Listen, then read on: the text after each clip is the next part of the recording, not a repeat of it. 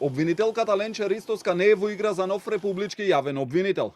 Премиерот Христијан Мицкоски во синокешното само интервју беше дециден дека од четворицата кандидати кои го поминаа филтерот во Советот на јавните обвинители, владата откако ќе ги добие образложените позитивни мислења, ќе бира меѓу тројцата кандидати, Анита Тополова Исајловска, Лидија Рејчевиќ и Ненад Савески, но не и Ристоска, која ги води предметите талир за финансирањето на партијата ВМРО-ДПМНЕ. Дали сите се во игра, вклучително и Ленче Ристовска?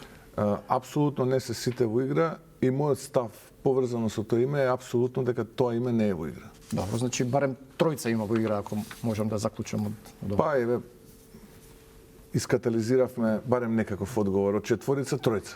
Ристоска, кој е обвинител во Скопското обвинителство, а порано и дел од СЈАО, преку писмена реакција, порача дека кога кандидат однапред се исклучува без анализа на неговата програма и професионален пат, тоа отвора прашања за природата на критериумите што се применуваат.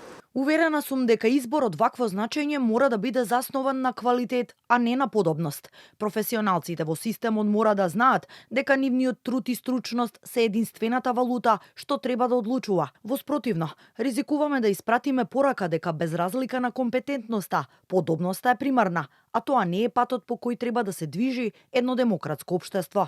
На реакцијата на Ристоска, одговор стигна од владеачката ВМРО-ДПМНЕ. Од партијата ја повикаа додека јавно говори за подобности и критериуми, да престане да лобира кај функционери на ВМРО-ДПМНЕ. Ристоска мора да е свесна дека има јасни критериуми за таа позиција и дека ако таа е навикната подобноста да е еден од нив, како што тоа беше во СЈАО каде таа беше десна рака на Јанева, тоа овој пат не е случај.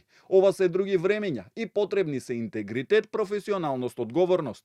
Од СДСМ пак обвинуваа дека исклучувањето на Ристоска од трката е доказ дека промената на јавниот обвинител се прави со цел власта да воспостави целосна контрола врз судството и обвинителството.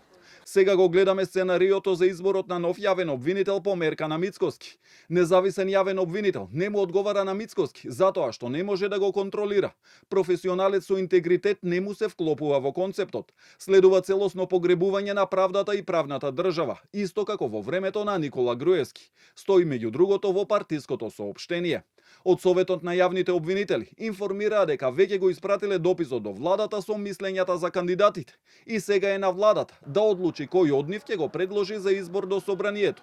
Рок за ова нема. Од 5 теми на пријавени, единствено зелено светло не доби екс-судијата Владимир Панчевски, откако Советот едногласно утврди дека тој не го исполнува посебниот критериум да има 10 годишен непрекинат стаж, аргумент кој тој го оспорува и најави правна битка.